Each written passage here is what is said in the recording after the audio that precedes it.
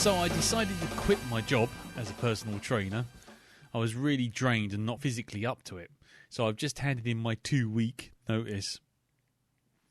Oh, jeez. Holy shit. Thank you very much, Enabler, wherever you may be. Hi, everyone. Hello, and welcome to the Black Dog Podcast version 2, episode 21. I'm Lee. I'm Darren. And I'm Elton. Yes, we don't have a Jim this week.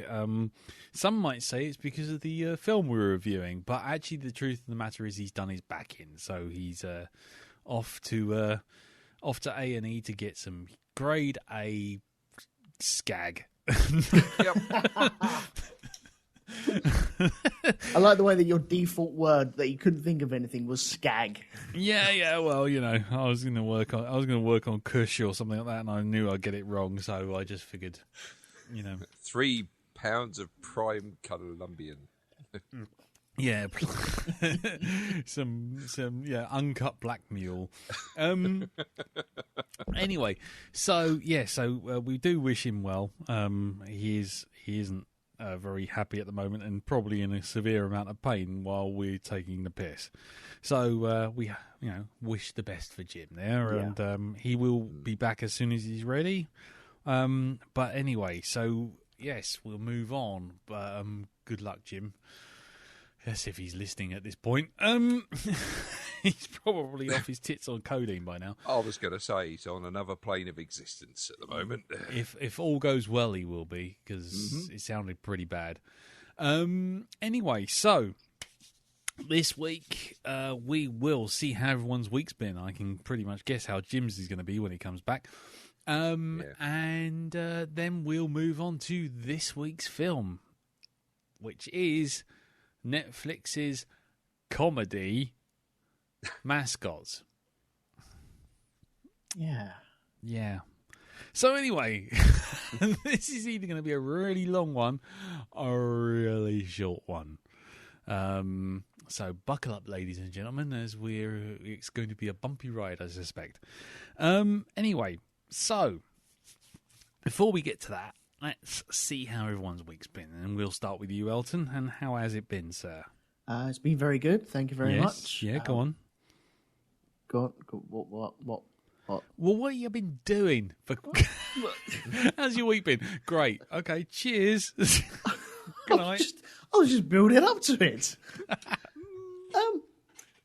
My week has just mainly been fretting about houses, etc. And I've binge watched a show which I didn't expect to enjoy, but I gave it a try. Yeah. And man, I'm really enjoying it. I think I'm on the last episode. Hang on, let me just check. Because there's only one season at the moment.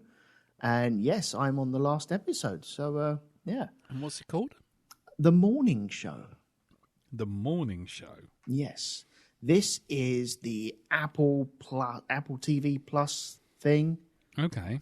And it's got Jennifer Aniston, Reese Witherspoons, and Steve Carell. Reef with a spoon. Reese. Not Reef. That's her brother. we've made a reef with a spoon. Are we going to have to place our hands? All right, y'all. Uri Geller makes reef with a spoon. Right. Okay, yeah. And Steve Carell, go on, mate. Yeah, go on. What's it about them? It is about it's like the Good Morning Britain. It's their version of Good Morning Britain, and it's all the politics that are going on around that. And it's not spoiling anything, but one of the members is kicked out for his busy hands, shall we say? Oh, yes. It's going off the back of the Weinstein sort of thing and the Me Too, etc. And it's playing up with them sort of stories that are flowing through, and again getting very political within the actual business itself. Right. Matt, I'm really enjoying it. Yeah? It's really good. Nice. Yeah. But although I am confused, there's a lot of shots where they're out in the streets of New York at night, and you think, you should be tucked up in bed.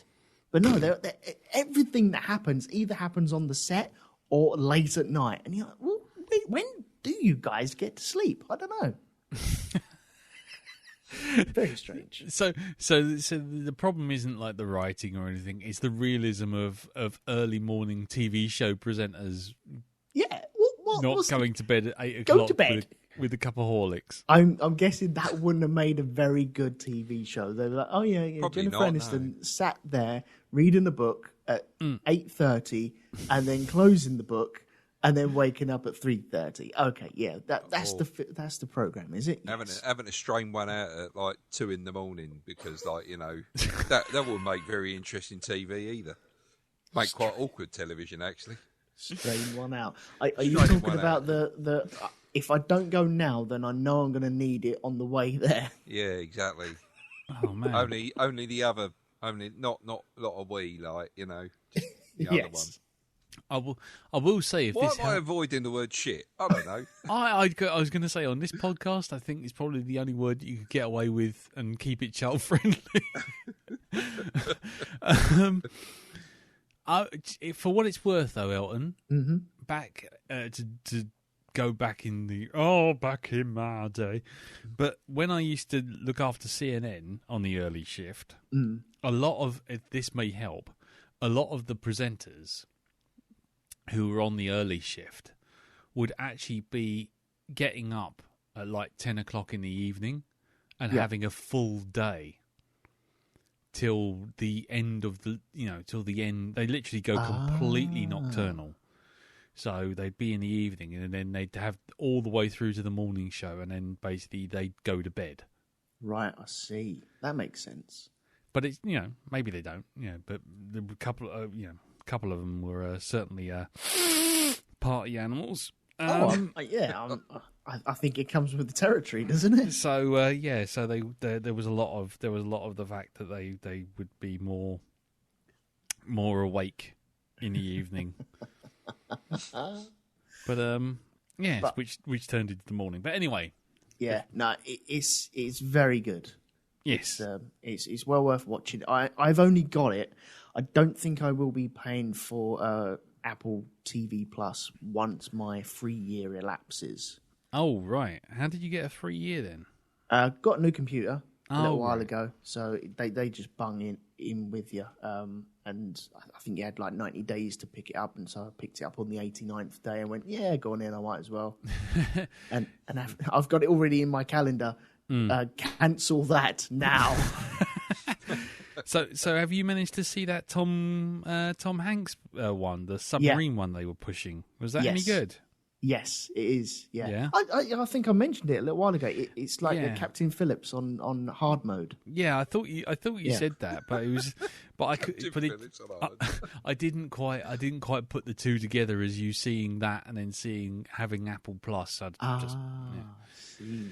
Yes. Did you think I was getting it some other way? Well, you mentioned Captain Phillips, and that does have a lot of piracy in the film. Oh yes, I see. I see the nod and wink. The nod and wink. You see it now. I'm your YouTube now. Yes. Look in my eyes. You're my tube. I'm your TV programmer now. Yes. Jim's not here. He can't do it. Somewhere in Darlington, he's just twitching, going, euphemism. I don't know why I'm saying it, but euphemism. Exactly. He's like sort of sitting up and going, oh, euphemism, and then falling back down.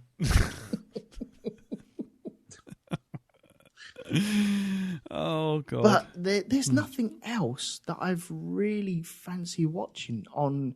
It's a clunky old thing as well, especially when you think everything on Mac should just work, as like their tagline is. Man, it's clunky. It's real shit. Their TV app thing. It's nothing like Netflix. You know Netflix. And all these other streaming things. You know what you're getting in for. Netflix is, I think, by far the leader because you buy Netflix for a month and everything you see on that page, you can watch. Amazon, you get Amazon, you get packages to your door, but you want to watch that program? Oh, no, it's $4.99. It's a bit like that Disney with Disney do now. that? Yeah, they've done it with Mulan. If you want to watch Mulan, without going to the cinema to see it, you know, it's 30 quid. Thanks. Ah. Now, Do you you get see to the keep that? No. No. They go on about, well, you'd pay that much if you went to the cinema. It's like, well, what you're missing out here, mate, is that there are people who work in the cinema who need to get paid. Mm-hmm. You know, you've got nobody being paid here to do things like look after your house or whatever, okay? And it's on a server. So it's not like you're having to put it on a hard copy and dish out extra costs. You're just keeping it on server space. So, Yeah. 30 quid. Oh, no. Okay, I won't get into that now because I got a few thoughts on that. But anyway, yes, Mulan. By the way, why did you when you said Mulan or you said Mulan or something? It sounded like you were. I was getting flashbacks to Grange Hill. Roland. Mulan. Mulan. Anybody? Dust. Anyway. Mulan.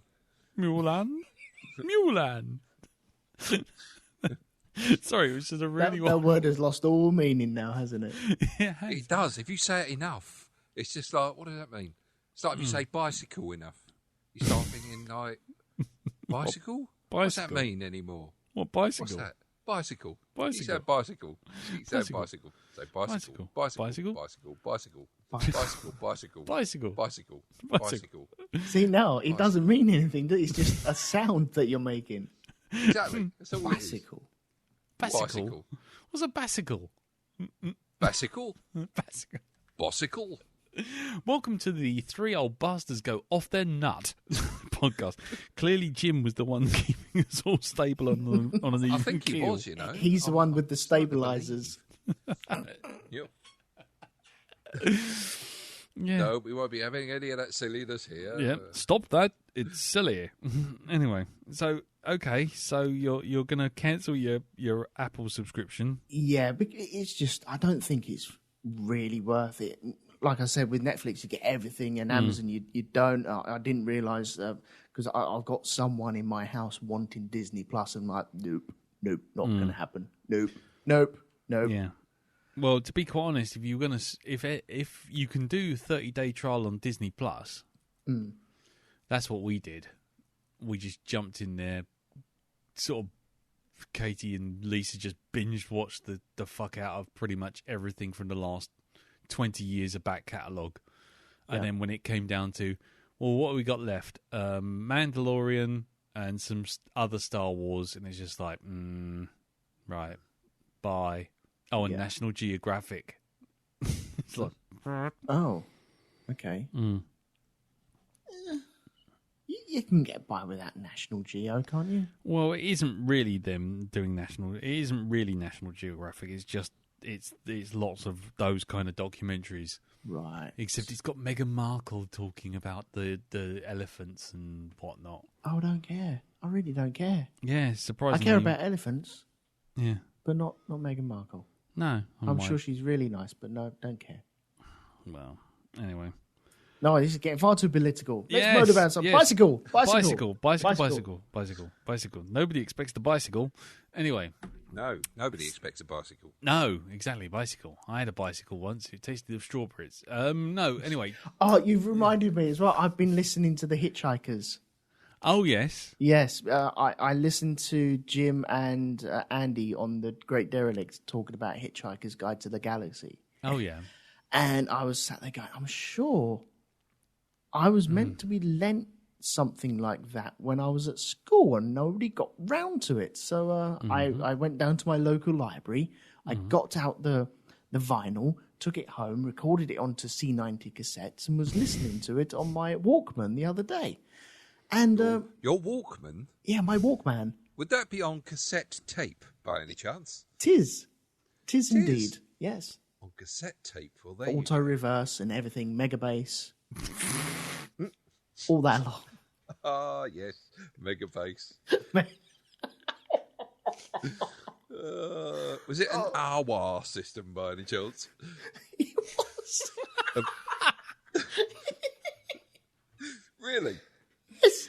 Oh, Yeah, I said that jokingly. I'll tell you what, that was the only stereo system that I would actually buy back then, way back when we called it stereo systems, when we called it a hi-fi. Well, weren't they from Rumbelows or something? No, they were actually a pretty good make. I got my first. I had the 6 CD changer. Oh wow! Yeah, yeah. Wow is a phrase you could use. I mean, they were good. They were good systems. They were good quality. But when you turned it on, it sounded like Ed 209 having a wank down a well. Exactly. It would be.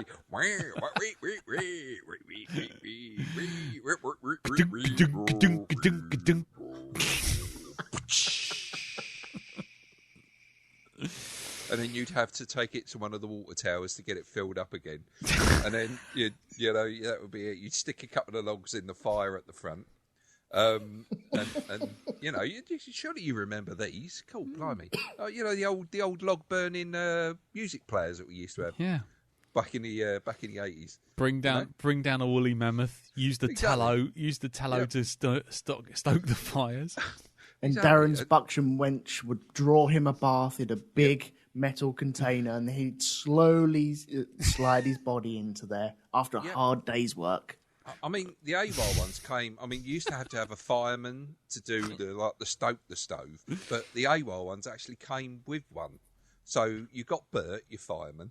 I mean, you know, when he carked it after a while from like, you know, coal dust inhalation, you had to buy a new one. I mean, it was always a pain in the ass. I mean, Jesus Christ, if you ever talk to an AWOL service centre, my fireman's gone. He's dead. What did he die of? Well, he got a mist on his lungs through too much smoke inhalation. Black spot. He got black spot. And he just fell over and died one day. I mean, it was in the middle of while I was listening to Prince, so I was not happy. Yeah. Have you tried turning it off and on again? Exactly. Well, he's definitely turned off. I don't think, unless I've got a 12-volt car battery, he'll be switching on any time soon. So, and he's starting to stick the place up a bit. I mean, I've only got sort of, you know, I've not got a big enough freezer. If I chop him up, I'll be all right. But Jesus, see, this conversation is like the Hitchikers. Yes, he says getting it desperately back on. Yeah, I'm trying to get it back on. But this is exactly it. Some of it is utterly bonkers, and I love it. There's little bits of it though where it just goes a bit too far, and I'm a bit, okay, just reel it back a little bit, because now you're on the planet Cricket. And they just play cricket, and you're like, That's the 5th one, though. That's the 5th book. Is that the 5th? Is that the 5th book? Yeah, where they're on the planet Cricket, and then a load of robots turn up firing cricket balls. Yeah, I definitely asked the librarian for the first one. Definitely, I might have to go back and ask the librarian for the first. That's also the one I think where Arthur Dent learns how to fly because the yes, by falling. And I the just book, got to that bit. Yeah, the book tells him how to do it by throwing yourself at the floor and missing. Yeah. Yeah. That's the 5th book, mate. You're off by about 80,000 pages. Ouch. But it started it's the radio play, so it started with all the stuff that happened in the beginning with Earth and stuff like that. So that's in the intro for that. But in the first one, it's actually in the first 2 episodes. Okay, I will speak to my librarian. But yeah, I'm enjoying it, but sometimes it goes a bit off a little bit, and it's not quite as funny as it thinks it is. That may be a theme for the entire podcast, right? This week, because I'm sure that everyone's loving our Mulan Roland bicycle conversation. Well, yeah, why wouldn't they? You know, why wouldn't they? Yeah, why wouldn't they? Anyway, I think you're not, because you know. I think I've padded my bit out enough. Have you? I think so. No, come on, you still got Jim's bit to fill. Oh, jeez. That's all right, go on. Okay, then. Well, then we're over to you, Darren. how was your week, sir? How was my week? Yes. Right. Well, apart from putting up more LED strip lights in our room this time, because Ree got really jealous of Maria's ones and went, I want them. So I went out and got her some and set it all up. So that was very nice. Yeah, it's very good. It's very Are they around the mirror? No, they're around the back window. wall, actually. They're actually framing Lee's wonderful artwork. Yeah. Yes, indeedy. So Yeah. My second commission. Your second commission that looks absolutely stunning on our wall. It really does. It just looks lovely. So nice. We got the added lighting effect going on it now. I notice it looks really cool when you got, like, if you put the red light on it, it actually does make it pop even more. What? So, does Sting turn up? Yeah, he does. He's like, oh, I see you got a picture on your wall. Darren, you don't have to put on the red light. You can put on blue or orange if you like. Darren, Yeah. you got the LEDs tonight. Would you like to know about tantric sex, man? So,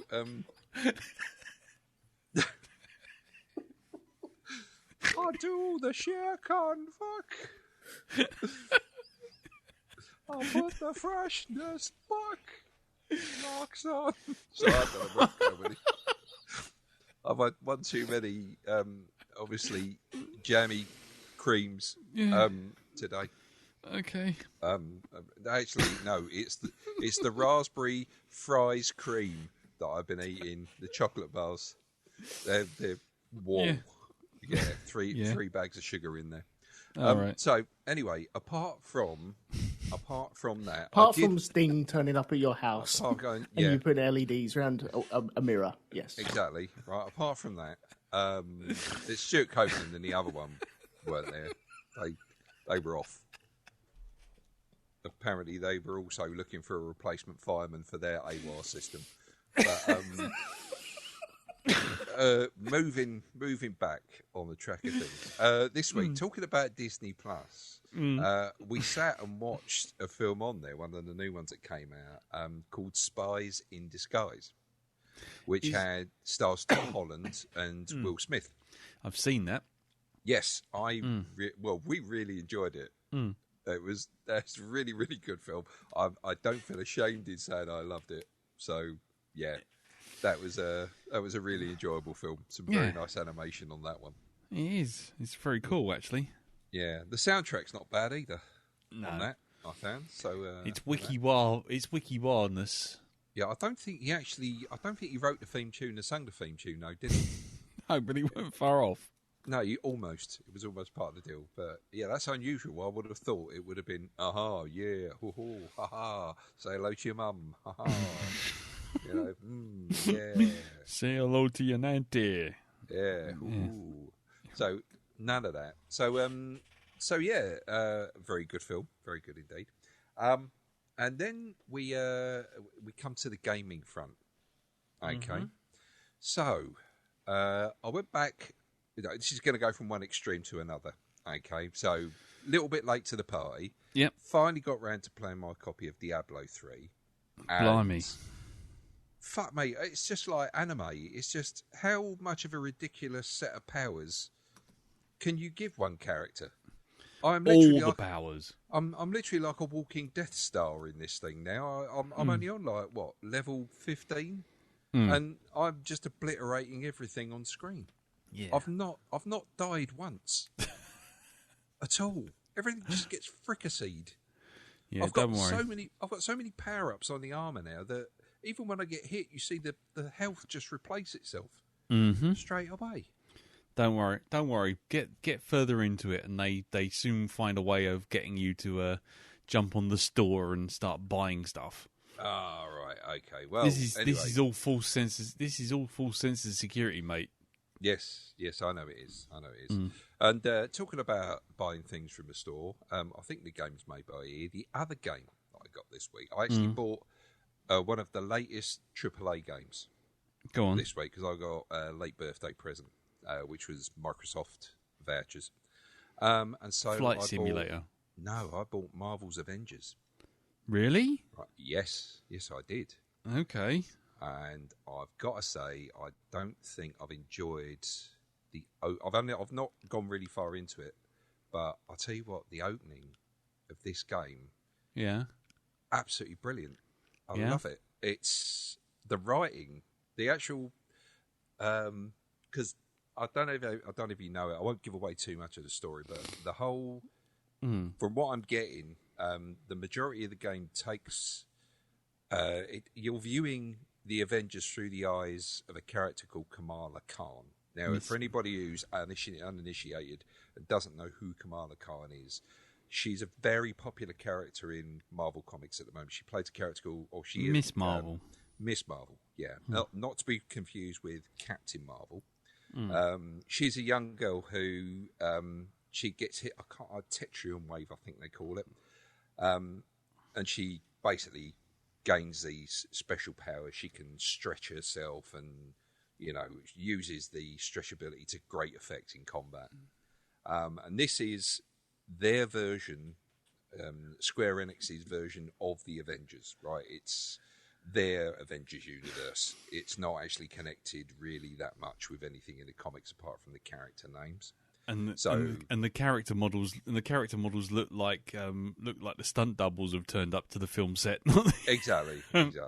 But I'll tell you what, the actual animation on Kamala in between the actual cutscenes, just when you look at an animated character, and a lot of the time you'll get that dead eye look with them. None of that at all on this.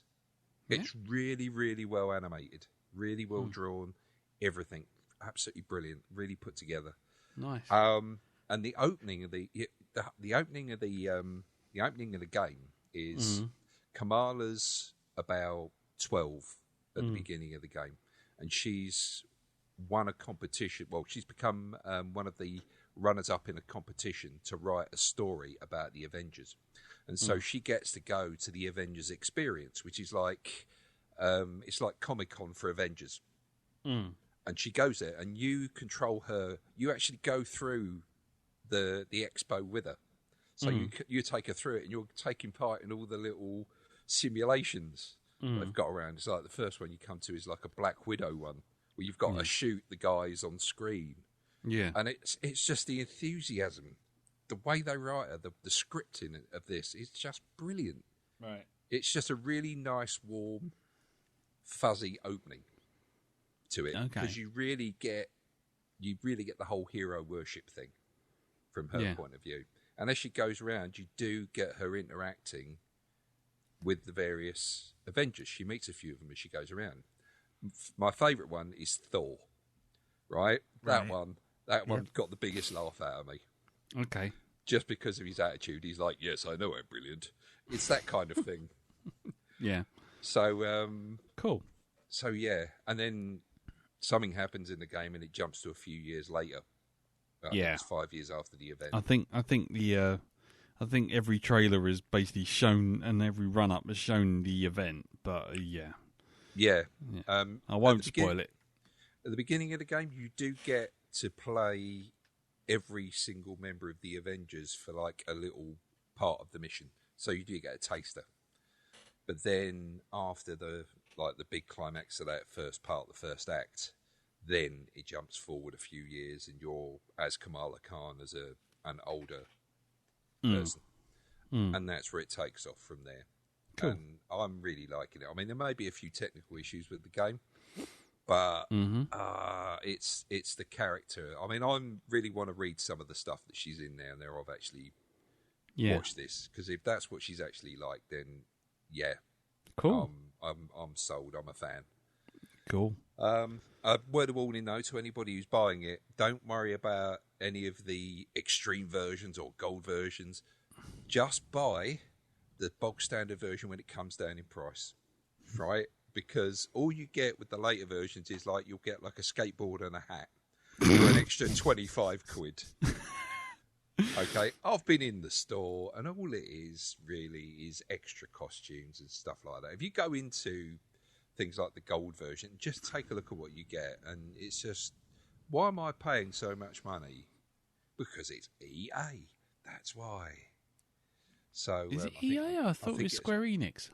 It's Square Enix, but I think EA's got something to do with it, and they're doing you can go in and you can buy extra bits, like extra costumes. But it's cosmetic. Like yeah, exactly. And you don't need it. You really don't need it at all. Cool. So, yeah, so far, I can recommend it. Cool. Anything else, sir? Apart from that, no. Okay. My week has been mainly working on a video, so there's not a lot I can say about that because it's work. That's that. And but otherwise, I think I'm losing my fucking mind. I think that's definitely something worth noting. As twice this week, I have been misplacing things. And when I say misplacing things, I'll give you a good example. I got up in the morning, one morning, got the porridge out. Euphemism. Yeah. Euphemism, I'll be back. I got porridge out the cupboard, so to speak. I fired porridge all over the kitchen. All over the fucking kitchen. I got it out of the cupboard. I got the milk. I put it all together, put it in the microwave. And then I went back, fully aware of what I was doing. I put the porridge oats in the fridge. I put the milk in the cupboard. Now, not only that... Do you know, I'm laughing, but I did something very similar. And so you think, oh, what a knob. What an absolute bellend.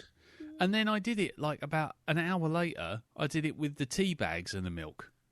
I don't know what it is with the fridge. I literally switched the tea bags around for the milk. And I'm like, what the fuck have I done that for? The fridge is just that big thing in Men in Black, isn't it? Yeah, it's just wiping my brain. That's but then, basically what it is. Did it flash at you? Can you remember that? Well, no. I mean, if I think really hard, but yeah. So then on top of that, so I'm like starting to get a bit like, oh God, hang on.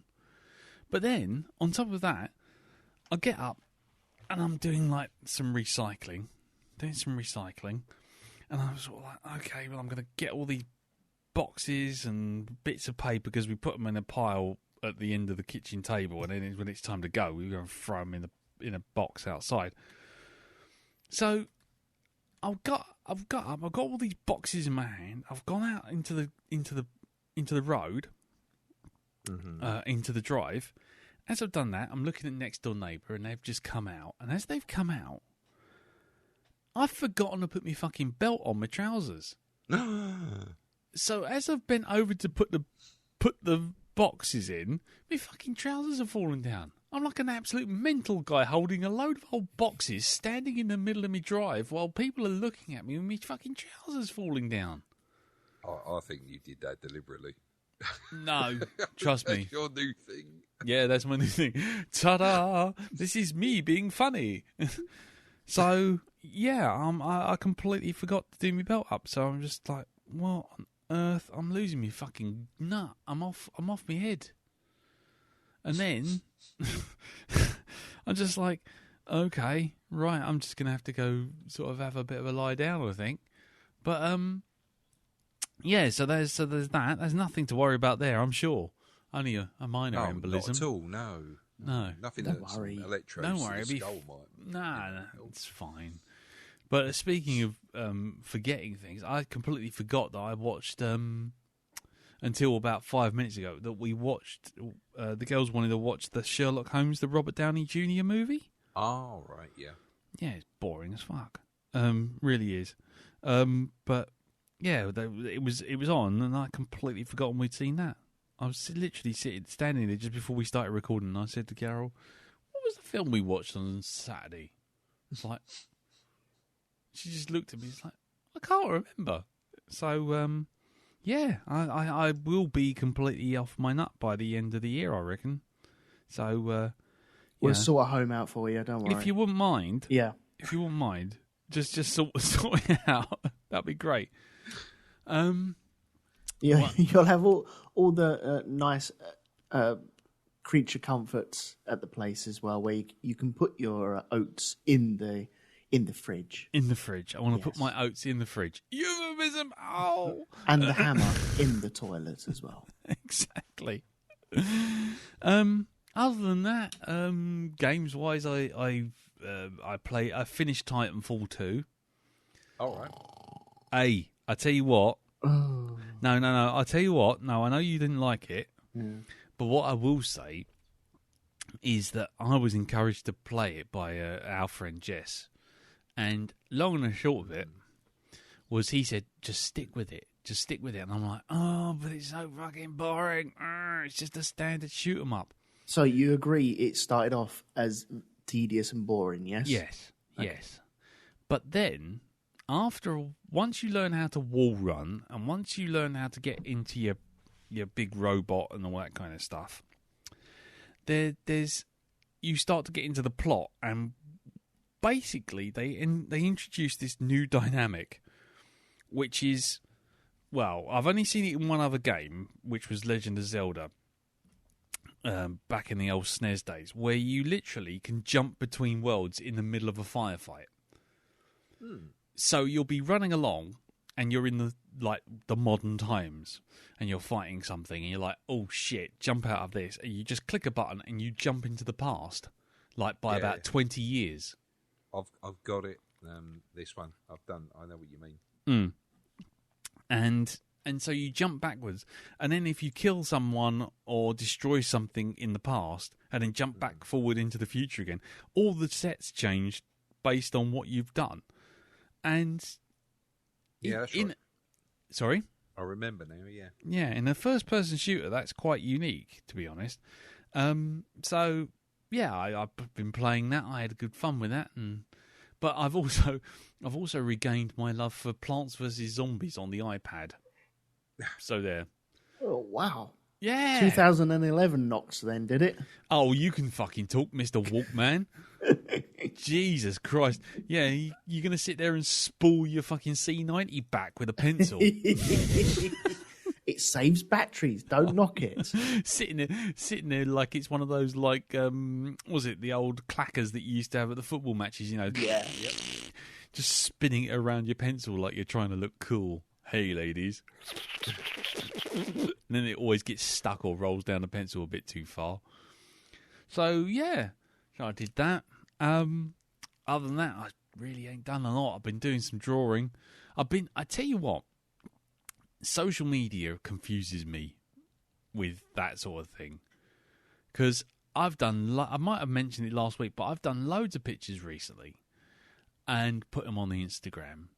And I've done ones which are all sort of what I call sort of close to real. Not photo real, but close to real. And they get fuck all. Nobody likes them. Nobody does anything. Nobody thumbs up, nothing.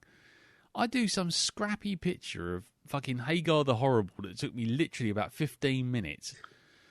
And everyone's like, fuck, no, yeah. Click, click, click, click, click, click, click. And I'm like, what? Don't understand. I don't understand. Is it just people like Vikings? Or they don't like it looking good? Or what? I think social media is a curious beast where you can hit the right vein at the right time and it just blows up. That's what it's all about, going viral and stuff like that. You know, you were just at the right place at the right time. You pressed send at the correct moment and it all blew up. 20 minutes later and nothing happens. Yeah. Yeah. It's just bizarre. I mean, I'm not hunting for likes anyway, because I don't really give much of a shit. But the thing is, it's just always curious to me, and sort of sitting there going, why did you suddenly like that? What was it about that you liked?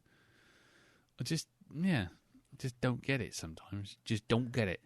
And don't the socials have this thing where they don't always feed all your followers and all of your friends every single thing that you do. Mm. It's kind of based on, well, if Johnny liked this, then you may like this, so we'll send this to you as well. Oh, you like this? Well, then if you two like this, then this person over here might like this as well. Exactly. Oh, he liked that. Okay, so it's a weird snowball effect that hasn't really got that natural feel to it. No, it's weird. It's just weird. It was just a curious thing. I was just sitting there like the other night and just going, why this? Why this one? But anyway, so that's it really. Nothing really amazing this week. Like I say, I've just been sat in front of a computer making videos really. Right. But we did have a tiny bit of feedback for last week. And last week we did Predestination, which I think generally got a thumbs up from all concerned. And the feedback really came from Peter Organ, the Reverend Org, who does the Broadcast Galactica, which you can find on broadcast.libsyn.com. And he basically said he agreed with us and said that he said it's shocking that this film isn't more widely known. It's such a clever plot and such wonderful performances by both Ethan Hawke and Sarah Snook, which was cool. And Sean Gleason also said that he sent this suggestion to you, Elton, quite some time ago when you were doing Flicks Capacitor. Yes. Yeah. Yes. Yeah. So there you go. But basically, if anybody wants to just feedback on things like this, something we've said, anything we do on the podcast, by all means, just leave a little comment underneath the episode on the Facebook group, which is facebook.com/groups/The Black Dog Podcast. Anyway, no putting it off any longer. Sure, nothing else? Darren, nothing else in your week? No? You sure? Nothing else, No. I did mowed the lawn. Oh, I did, yeah. Yeah? I did, yeah. I had mushrooms in my garden. Yeah. Did you now? Yeah. I found that the birds don't like eating bread crusts, as I fired breadcrumbs all over my garden. I thought that'll take care of that. I can go over that with it. It's a bit fussy. Yeah, I'll go over that. We'll get a better class of bird round my way. Yeah. Euphemism. Ow. So yeah, I thought I'd run a hover mower over that bread, decimate it, but apparently no. Just flings the whole thing off to the side. Just got a pile of bread now. It just makes little circles in your grass, doesn't it? It does. Just goes round and round. Euphemism. Ow! Let's see how much we can make Jim twitch. Ow! Euphemism. Oh well. Can't make any more shit up. Well, I guess we have to do this poxy film. Right, this week we are doing Christopher Guest, humorist Christopher Guest, quote unquote, and his film for Netflix called Mascots. Roll the jingle.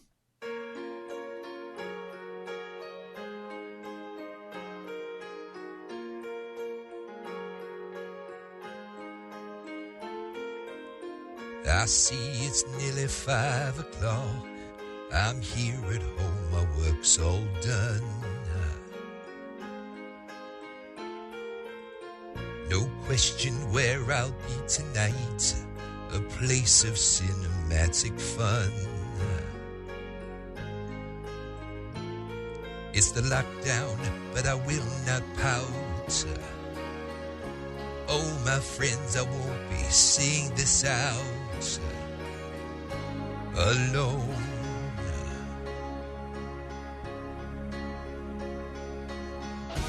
There's Lee and Elton and Jim and Darren, all sitting far apart for social distance. We're at the shut-in cinema, down in the bunker of shun. Down in the bunker of shun.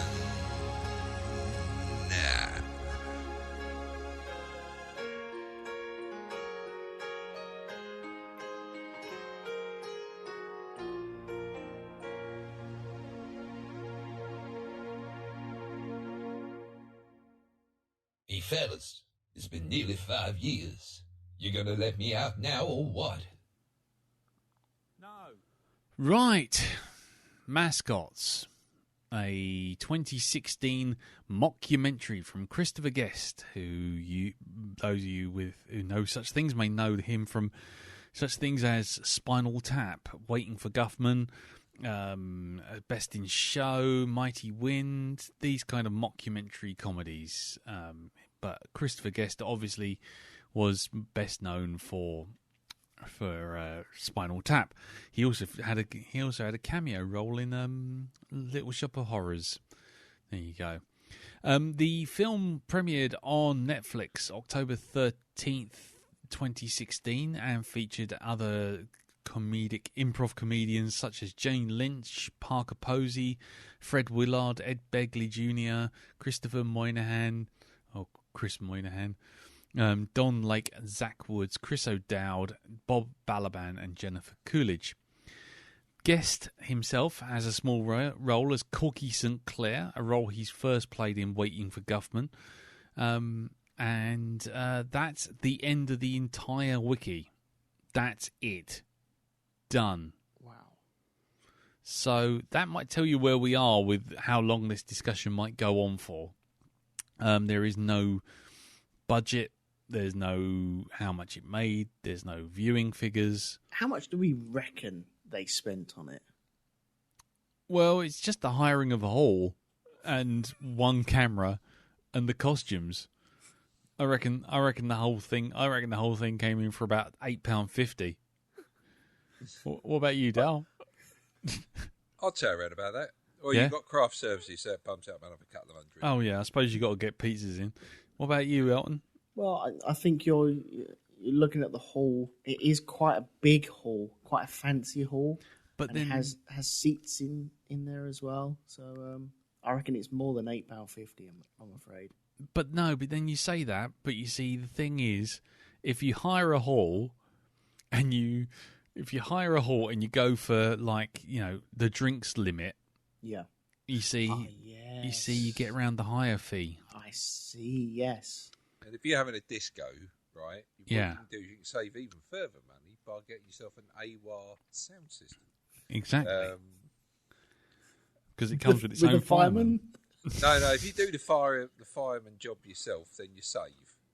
Right? Yeah. You save even more, which is that's good value. Yeah. But you're breaking countless health and safety risks. Yeah. I know, but it's worth it. Yeah. The £2.50 that you'll save, which is like a Boots sandwich from 1983. Yeah. What one? Like cheese and pickle or sort of ham and mustard? Well, I'm thinking of the ones that they don't do now, like the chicken and raw mushroom one that I used to like. Yeah, I remember that them. one. I used to love that. Just for legal purposes, can we just say that Boots don't actually sell sandwiches from 1983? No, from when they were back in 1983.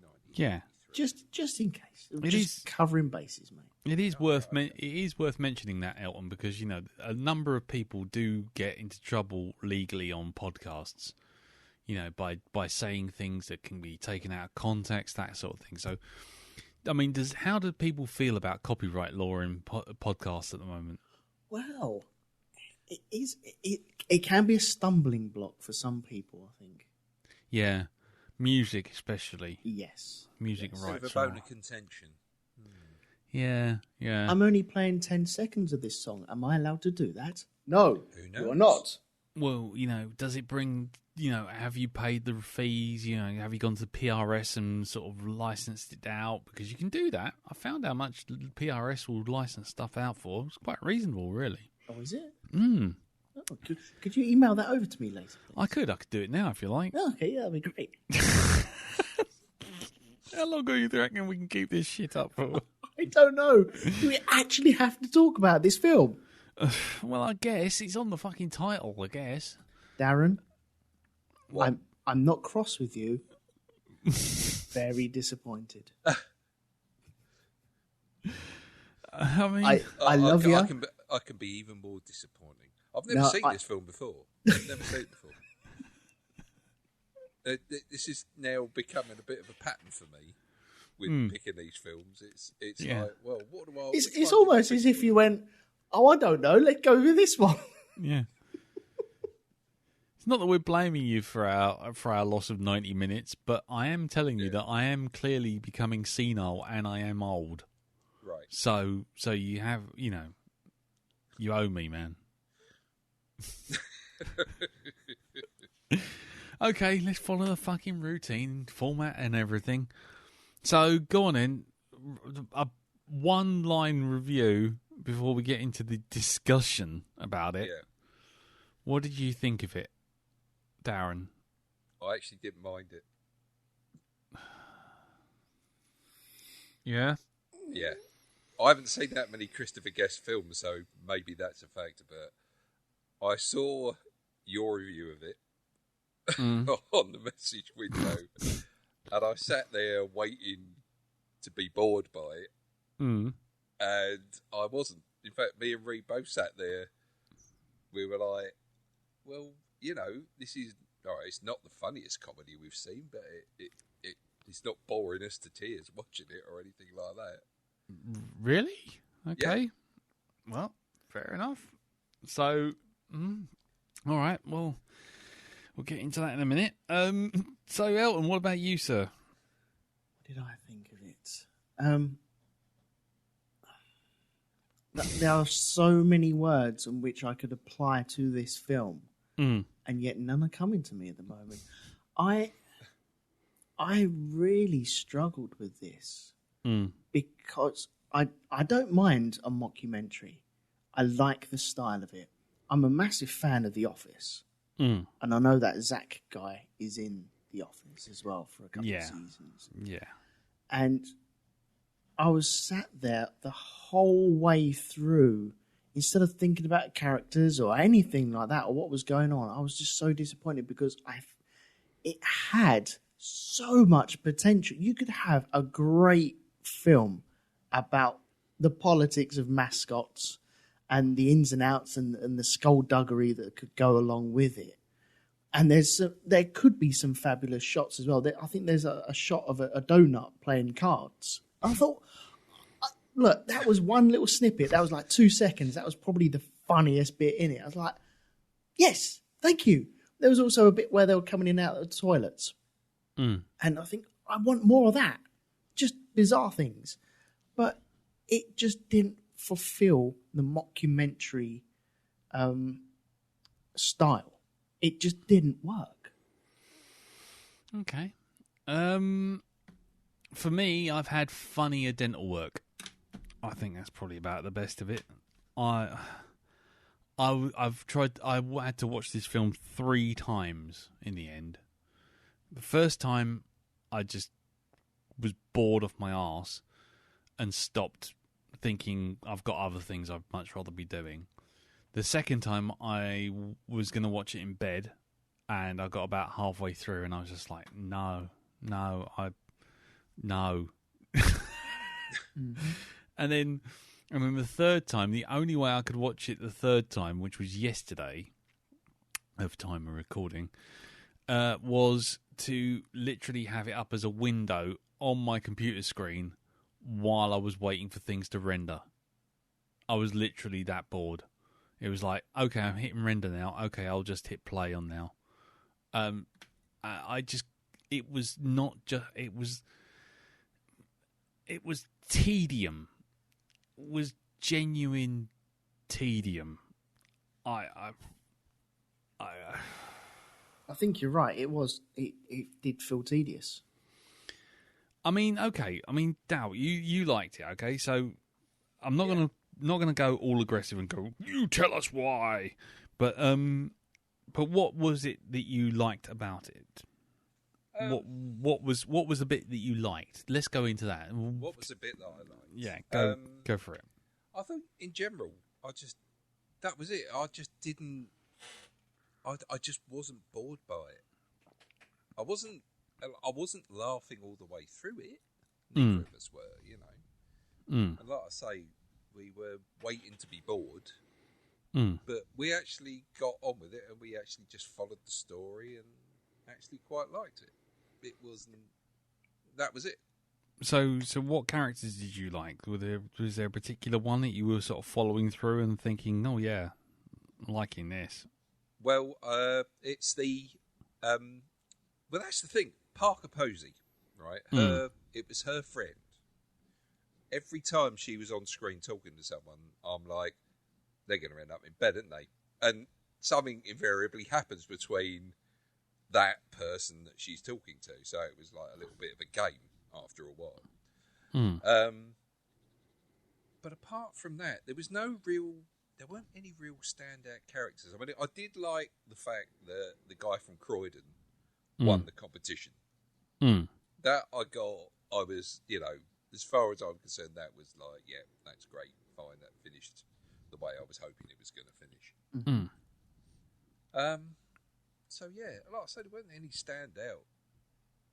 real standout characters. It was more sort of moments like Fred. Is it Fred Willard doing his Fred Willard thing? Doing his Fred Willard thing, and the bit where they were discussing Native Americans. That bit as well. The score thing? Yeah, the score thing. And it's like, you've got the guy on the end going, no, you're all wrong. Yeah, it's an offensive term, asking if your Native American friends about this. So I like that bit. Yeah, and then they start getting them confused with an Indian, and then they say, "Oh, I thought he was Pakistani," and then like, no, that's wrong. So yeah, I like that bit. What was it? The rather strange dance routine with the aardvark, where it kept cutting from that, going off and doing something else, and cutting back, and you just see the audience reaction to what the fuck they were watching. It's like, what the hell is this? Yeah, that actually was the one laugh. There was one Fred Willard bit, and there was one laugh that I got out of that, which was, after all the other acts, and then she comes on and she does all that thing, and you're kind of expecting it to get a writer's, approach, and then all of a sudden you just kind of hear, exactly. Yeah, which I thought was mildly amusing. I mean, was there a favourite gag that you had, or? I'm not quite sure, to tell you the truth. I think it's the guy that kept. You had the bloke and his wife who were mascots together. Yeah. And at the end of it, they do the talking heads bit about we've changed, and it's really brought us together. And then it gets to the point where she goes, and you have to excuse, this is our new nanny. Oh, it was hired by whatever the guy's name was. Yeah, and you Mike. just see him looking, Mike, he's like looking longingly at the babysitter smiling. That made me laugh, especially when she goes, you got something on your face, and she punches him in the nose. Yeah, and he's he's like looking straight into the camera going, help! Yeah, ooh, Ooh, yes. help, Ooh. yeah. Yes, overbearing partner. Ooh. Yeah, she's got, what was it? She's got Munchausen syndrome, help! Yeah. So I did like that. Cool. Okay, Elton. Yes. I mean, I'm going around. We're going into the old format, aren't we? Because the problem is, at the moment, with us both on polar opposites, I guess with Darren, I guess the discussion's a bit sort of, well, I didn't think that was funny. Well, I did, sort of thing. But so we might have to revert back to Black Dog 1.0 discussion. I'm really scraping as to what I liked about it, though. That's the problem. I think what this just proves is, it's like this sort of stuff is all, subjective. Yeah, That's I mean, humor is what you find funny at the time. I mean, there's lots of films and lots of comedy that all three of us, have equally found funny. So it's not like we're all kind of polar opposites in general. But then every once in a while, you will get a film that tickles some people and doesn't with others. Well, that's the whole point of the podcast, isn't it? I mean, it's not like we're going to all have the same opinion. I mean, how can I put this? I mean, yeah, humour is subjective. Things that you find funny at a particular time, you might look back on and go, no, it's not for me. And that's fine. Yeah. I mean, I was going to ask Elton, basically, have you actually seen any of the other Christopher Guest movies? Have you seen Spinal Tap? Have you seen Waiting for Guffman? I've seen Spinal Tap. That was years and years and years ago. Right. And I think I watched it because I was meant to watch it. It was one of these things that it was, well, you haven't seen Spinal... Well, you have to watch Spinal Tap. Okay, fine, I'll sit down and watch Spinal Tap. Okay, right, now I've seen it. Thank you very much. And I kind of didn't get invested in it. It's... Anything else, though, you'll have to remind me on any of the other stuff. Well, I mean, Mighty Wind was about a similar sort of setup. It was a folk festival, right? So it was a similar sort of gig. I've seen that one. Yeah, I think sure I've seen that one. I had that on DVD. I might have lent it to you. It could very well be, yeah. Yeah, so that's about a folk festival, and it's got, again, another collection of quirky characters, including Eugene Levy, who's a guy who says, "Oh, I don't dance because I've got 2 left feet," and then they go, "No, actually, he does have 2 left feet," and then you look down and he's got 2 left feet. Right. Yeah. Then there's Best in, or is that Best in Show? They're all blurring together now. Best in Show is the same thing again, but it's a dog show. Yeah. And then you've got blimey. Anyway, they're all... I haven't seen any of these. You haven't seen any of these, no. I've seen... No, I haven't seen Best in Show at all. No. I mean, it's all the same kind of...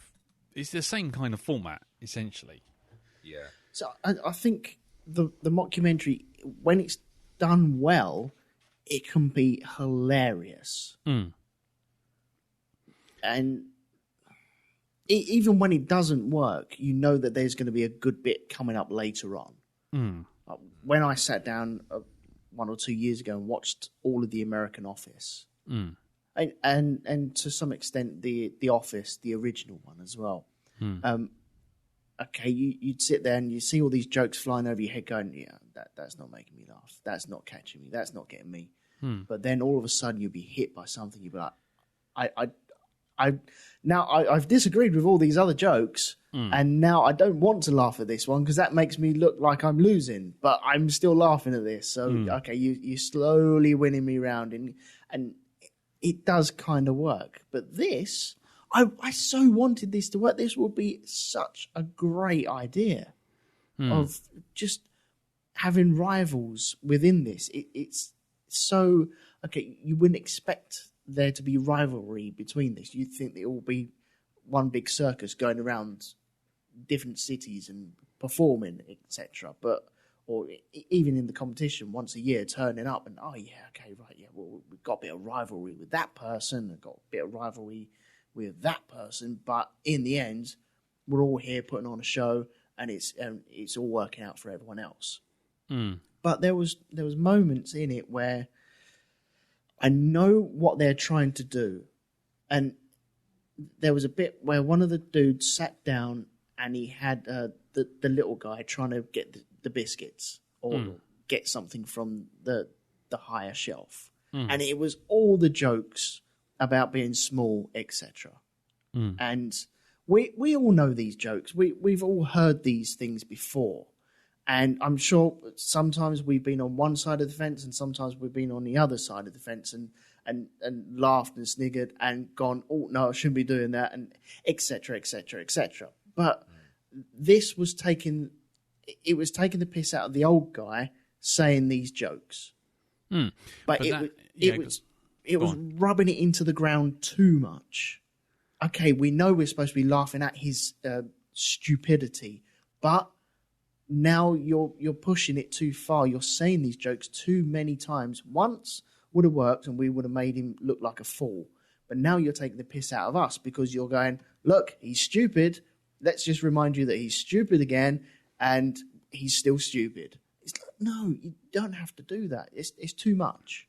A lot of the thing is, though, that was, I mean, every time I've seen him, that's kind of Fred Willard's shtick, as I said to Darren. It was like that. I mean, if you see him in Space Force and Netflix as well, or you see him on, I mean, he passed away recently as well, so it feels a bit weird saying this. But you know, if you get him in those kind of the mockumentary things or anything like that, he's got this kind of, I'm going to say something absolutely outrageous, but because I'm old and slightly delusional and I see the best in everyone, I don't think they're going to take offence at it.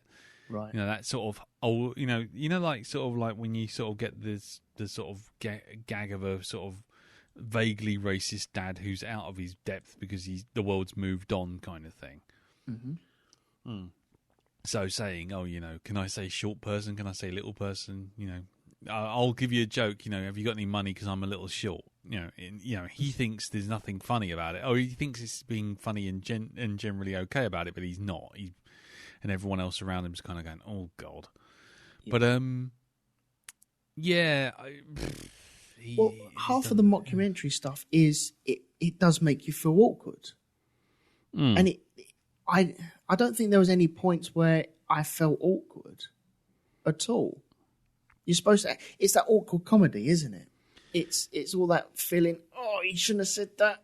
Oh, that's not working. Or he shouldn't have done that. Or maybe he should have taken a different tact with that. Or I hope this person wins, but I still feel awkward about it. And I didn't feel anything like that. I was hoping to get something like that, and just feeling empty. That's how I felt watching it. Empty, just like the married couple. When they're throwing the baseball and then it turns into a screaming and shouting match, and then their friends turn up. I should be sat there going, your mates are right there, stop it. But I wasn't. I was sat there going, oh, they're arguing. Oh, their mates are watching. Oh, dear. Yeah. I mean, that's, I again, you know, okay. Darren, if you feel we're saying something wrong, or you feel like you've got a point to make, just jump in, because I'm struggling here. I'm going to be honest with you, because this is the thing, right? It didn't work for you. So you know, what can I say? You watched it 3 times and it still didn't work for you. So there's not really much I can do or say. No, but I just like, if there's something that comes out as a discussion point, because I'm just saying, you know, we can just kick it to the ground. But if you suddenly feel like, oh, well, hang on, this was quite funny and that was quite interesting and the way they did that was quite cool. I mean, that's cool. Just jump in.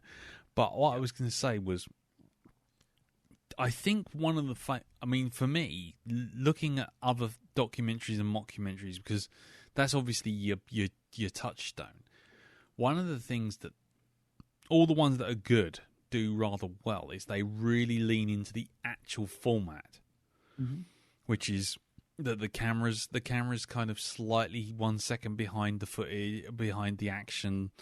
The camera's not perfectly set up. It's always giving you the cameraman's eye view. It's not giving you a God's eye view. So, like, for example, the bit with Chris O'Dowd going around the back of the fucking centre, and then he finds the girl who's doing the raccoon and she's got all the silver paint all over her hands. Mm-hmm. Yeah. See, in a mockumentary, other mockumentaries, he would have been wired up with a mic. They all would have been, and the camera would have been about 300 yards away in the car park, looking across at them. Yeah, pulling focus and that kind of stuff. And just that sort of voyeuristic feel with mockumentaries kind of adds to the realism, which makes the awkward bits actually work. Do you know what I mean? It's like using the British Office as a good example. There's a scene with a fire drill. Yeah, with the wheelchair.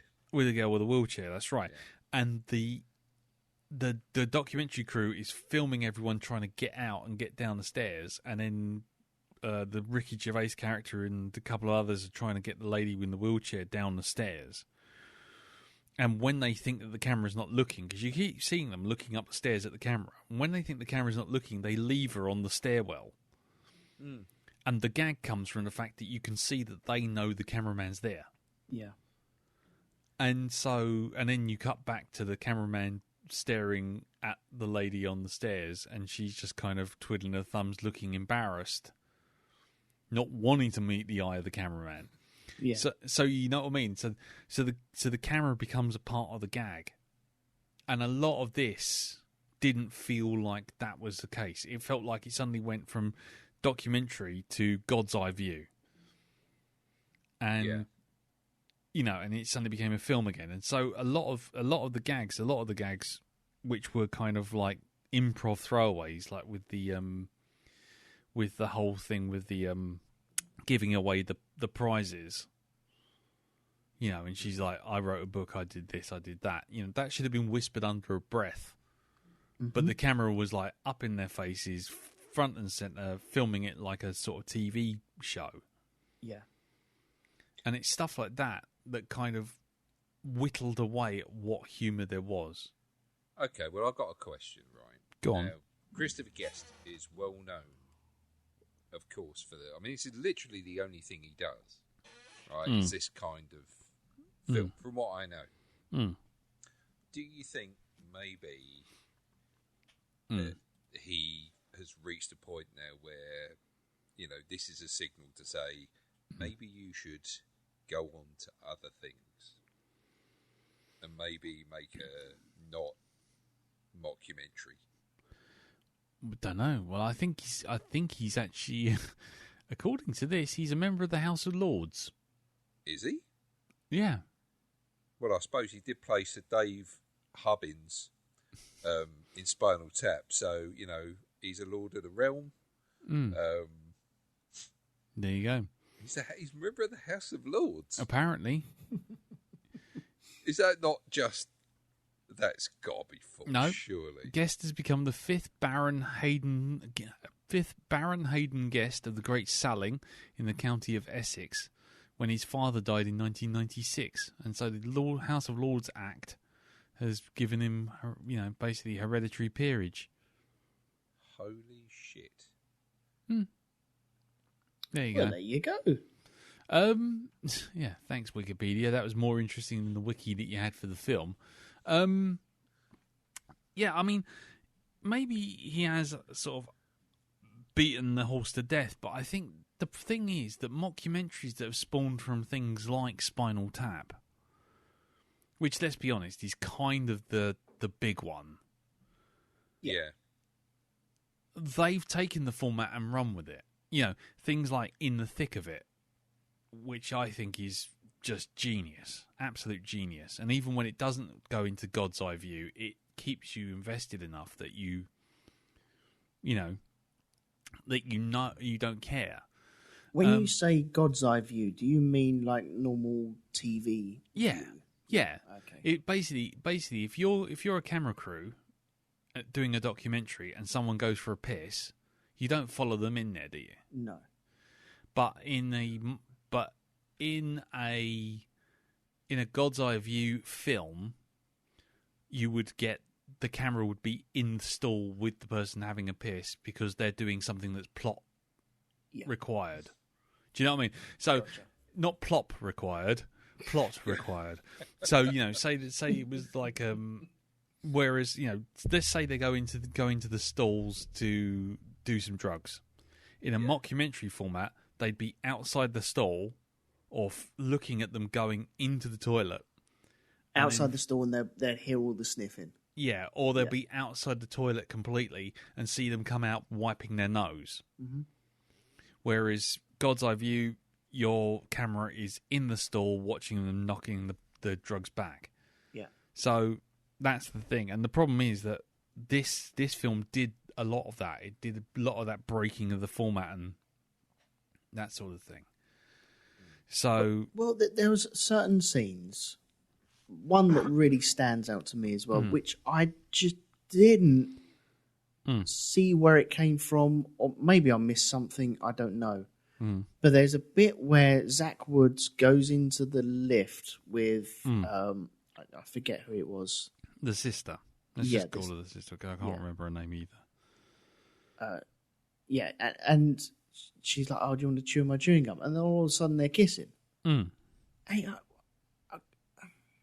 I okay, there could have been some real good tension brought up later on in the film with that.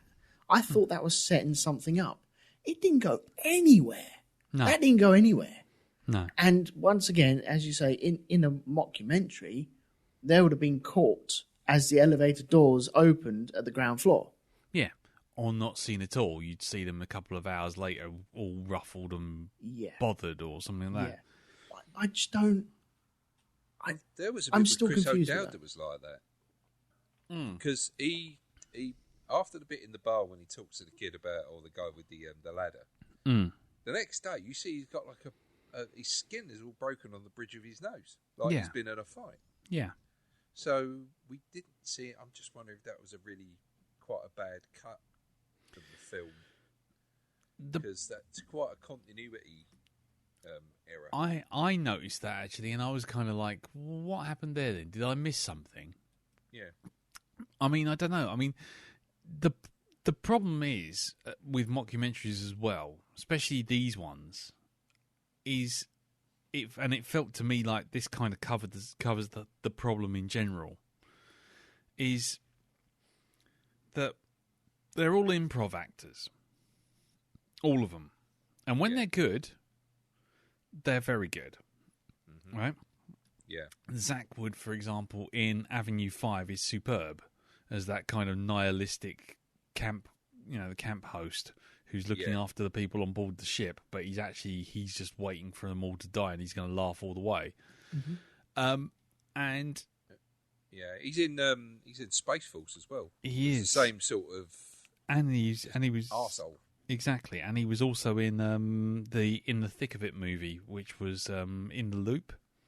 He was the American version of Chris Addison. And the thing is, with improv, and I'm not an improv expert by any means, obviously, but with improv in films, the thing is you let people run on and on and on and on, and you take the funny bit and you cut that together. What you don't do is you don't just let it you don't put in the cut where you can see people suddenly reacting to things. You remember, like, with, what was that other film we watched, Coherence? Yeah. Where I said, it looks like suddenly they're at a murder party and they've just suddenly been given a card that says, you now are, you are now the murderer, and they all have to sort of chuck out their information as quick as possible.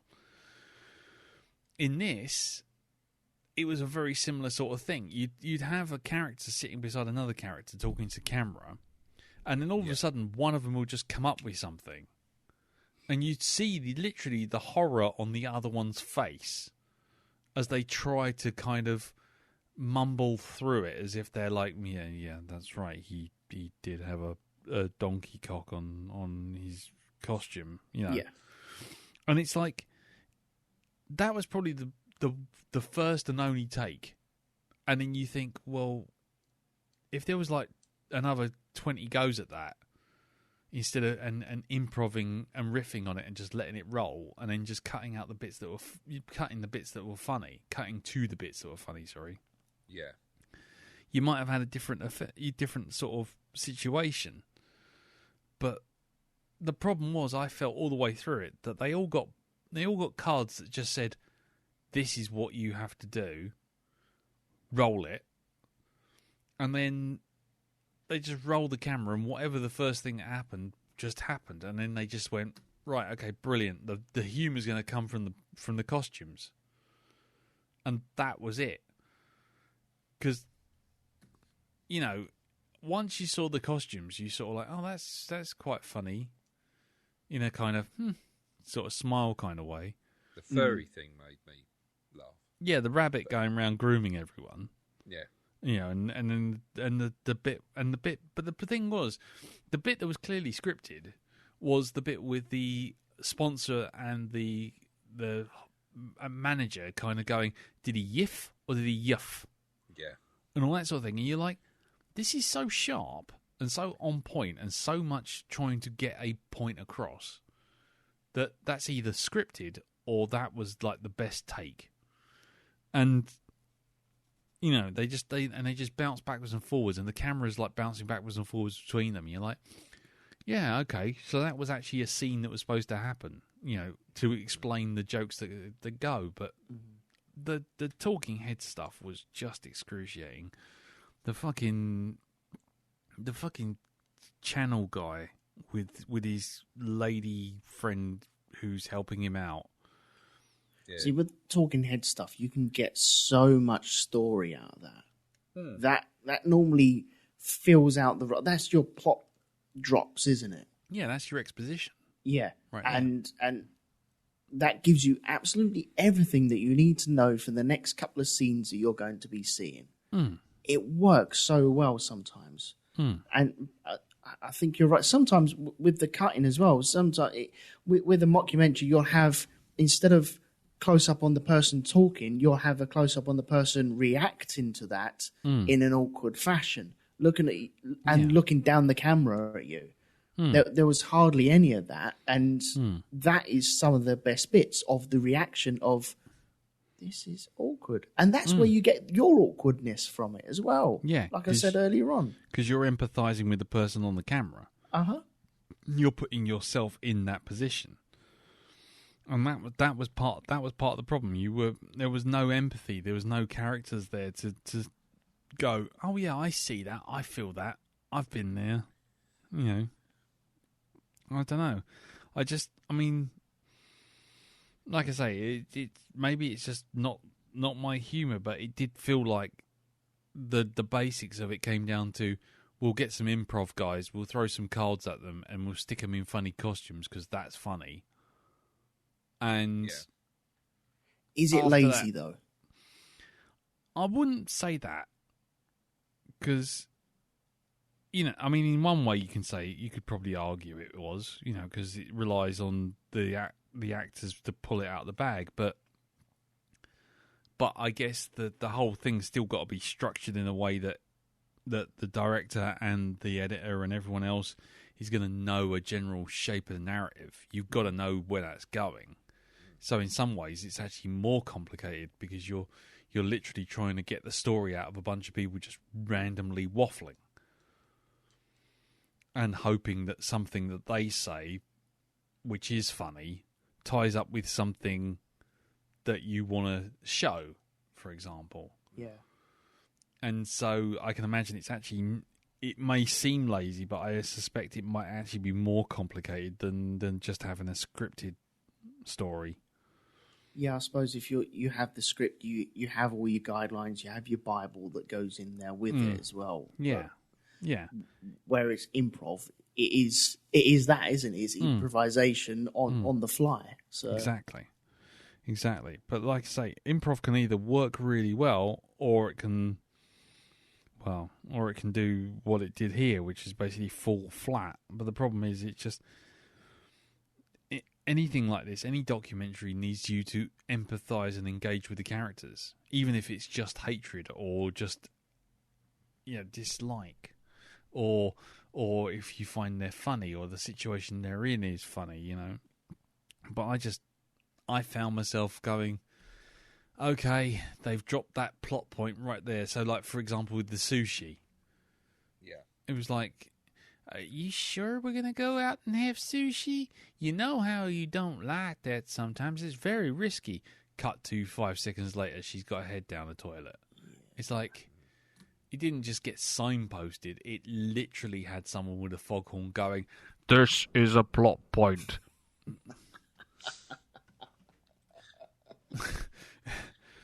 And that's the problem. When you sort of not only waiting for it but see it coming, it's just like, well, that stops being improv. That just starts being a piss poor script.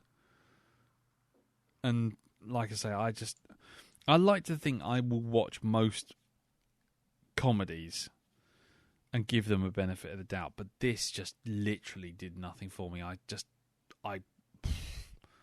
I say, I've had more fun trying to stab my own hand with a pencil in maths class. Okay.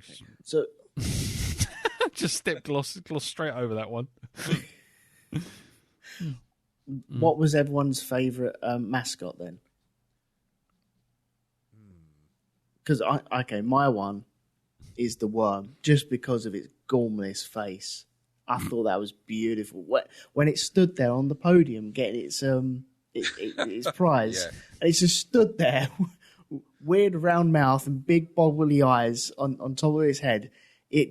That was what I wanted. I wanted some more of that from it. Darren? I think I'd have to agree. The worm, just because it's just stood there and there's nothing, there's no expression, no nothing on it. It just stares at you. Right. Okay. I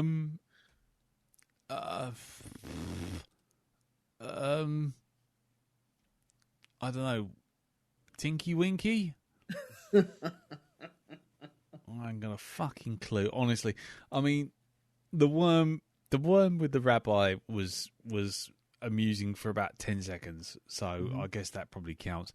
I mean, what was the other one? There was The pencil sharpener and the pencil as well. Yeah, which I thought was going to turn into more of a sexual thing, so they would have made a bit more of that, but I thought as well. That just died on its arse as well. And that was the problem. Every time you looked at it, you go, and I know how to make this funnier. Mm-hmm. And, yeah, I mean, that's the problem. I thought the raccoon, in terms of how shit the costume looked and the fact that she'd actually gone to all the trouble of putting the tyre tracks over her arms and legs, was fairly amusing. It was an aardvark.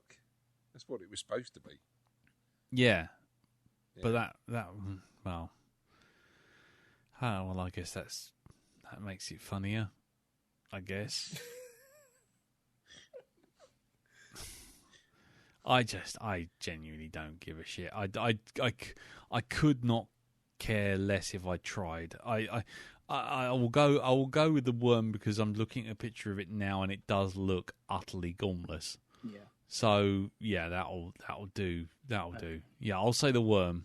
So if we're making this now, let's remake this. Really Not the whole thing. You're I am. really trying. I'm trying God to get bless an you. absolute episode out of this. We are going to do this. So, what would we do? What would we take from what we've got now, and what would we do to make it better? Would we go mockumentary, but pure across the car park pulling focus type thing, or have a camera crew following them around? We follow the camera crew, and they go to these weird cons that they have. I don't know. How would you guys do that? I was going to say there's one set of individuals that I think is crying out for a film like this, and that's cosplayers. So instead of making it about mascots, I'd make it about cosplayers. Yep.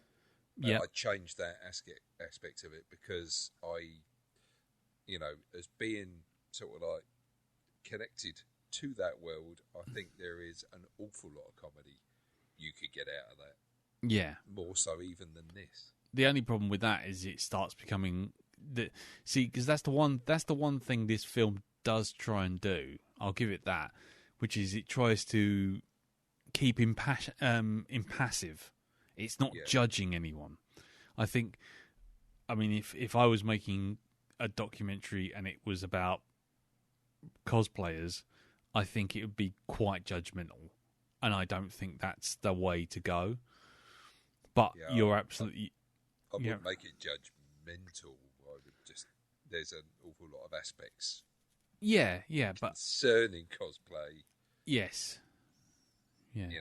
And certain, shall we say, individuals, but it's a certain type of, and I don't mean the sort of like overly nerdy person or anything like that. There is a certain personality that I've got a bit of a problem with when it comes to cosplay. Fortunately, I've not met this sort of personality very often. Cool. But they are out there. Yeah. Well, I'm asking for it. They're gonna get the sovereign. Oh yes.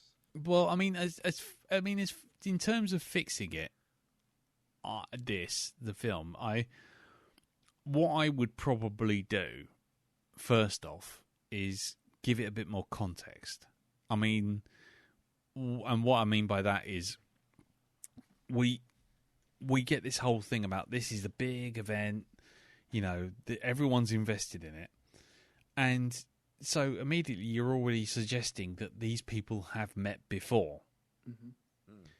Straight away, there's, you only have to have a 5-minute piece of footage where, I don't know, a fucking fight broke out or, security cam footage. Security cam from last year when it turned into an absolute disaster of a furry orgy or, you could, Yeah. you know what I mean?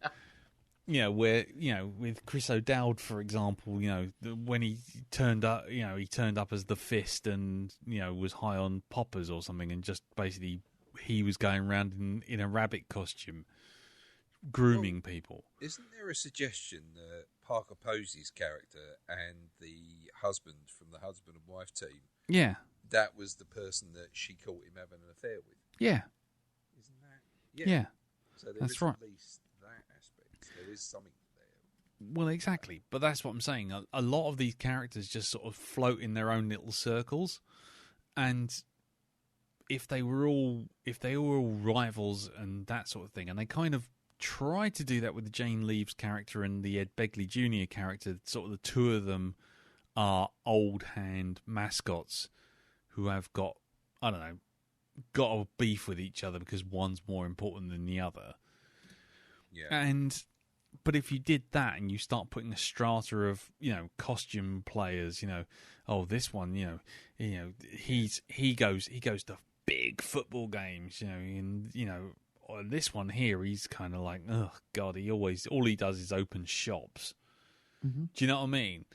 If you start putting in like a social strata in the whole thing, and then there's all rivalry between not just the husband and wife, but the characters because they've met each other before.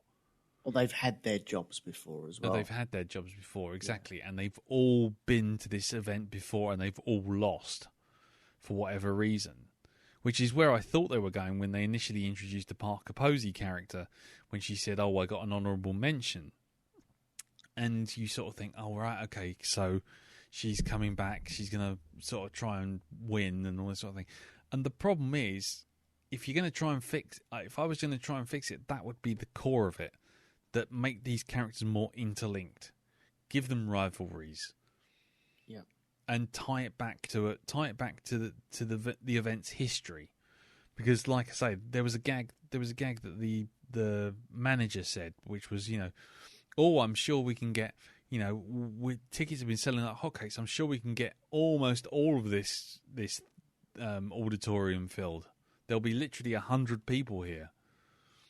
And it makes it sound really pathetic, but then you kind of, again, if you roll back to the original, go back to like scenes from before, when there's like only the judges in a school hall, Yeah.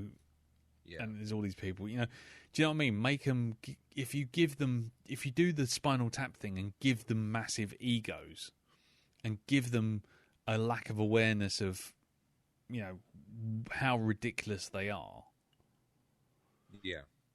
And give them rivalries between each other rather than just have them here's two characters. They've got a story. They're doing their own thing.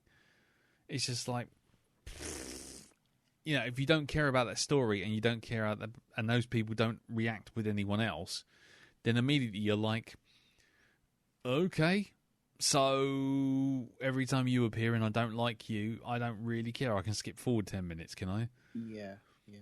See, the dad and the son doing the hedgehog thing, that could have been... I think it may have been better if one of the other mascots was the hedgehog mascot prior to that. And moved on to better things. Yeah, moved on to better things, but also, I didn't do it like that. You had that through the father, but that doesn't have as much weight as it does with a competitor. No. And also, again, if you're looking at sort of like making it a competitor, make the competitor win with the hedgehog, and then he went on to be Freddie the Eagle, a sort of like a NBA game or something, and it's like, the hedgehog is kind of like always seen as the the sort of the character that will always come and win. Yeah, they're looking down their nose at that sort of thing, and his costume is a little bit threadbare as well. Why not have two mascots turn up with very similar costumes? Exactly. Yeah. Because I think what we're coming down to is the fact that you need conflict. That's what you need. These characters need conflict, and not just the husband and wife team. I'm talking about between each other, between the other groups. Mm-hmm. They might as well have... You could have just done it felt like a TV show where you could have had just one following one character for 20 minutes and then left them behind, and then carried on and did that for like 10 episodes and then had the finale. Yeah, because every great film, and even the poor ones as well, where they have like a dance-off or a competition or anything like that, that you kind of know who's going to win, but there's always a bit of rivalry between some sort of group in there, isn't there? And then when we saw the hedgehog getting called to the stage, everyone was just mingling around, and there was no arguments.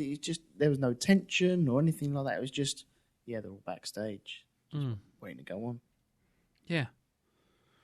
Even when you look at something like that documentary about the spelling bee, or what was the other one? The one about the kids' dance festival. What was that one where they're all turning up? All the little kids are dressed up as like princesses, like a pageant or something. God, there's that one that's on at the moment. I think it's called Cutie.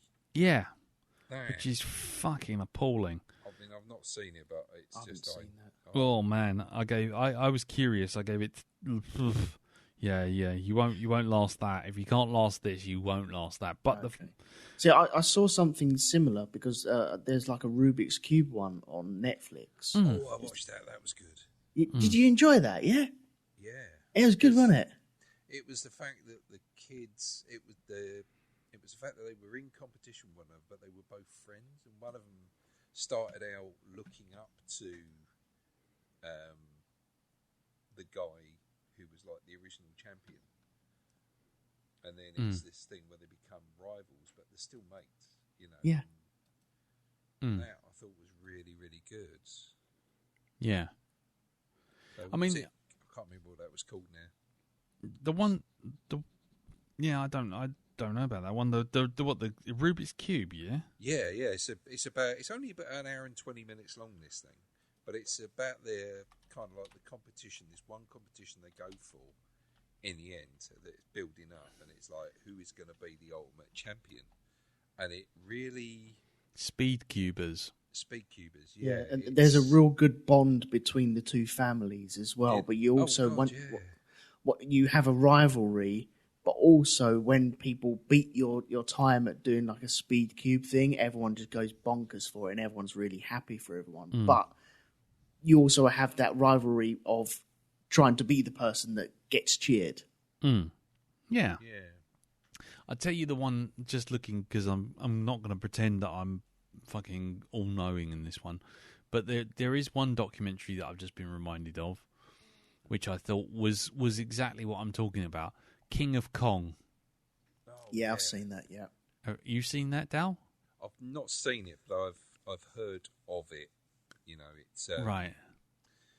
It's something that I've seen advertised.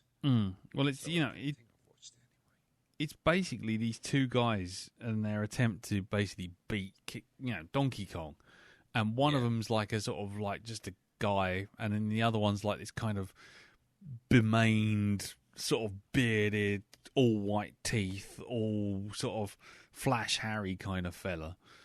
And, straight away you're like, you are a dick. I want to see you beaten to the ground like a fucking drum.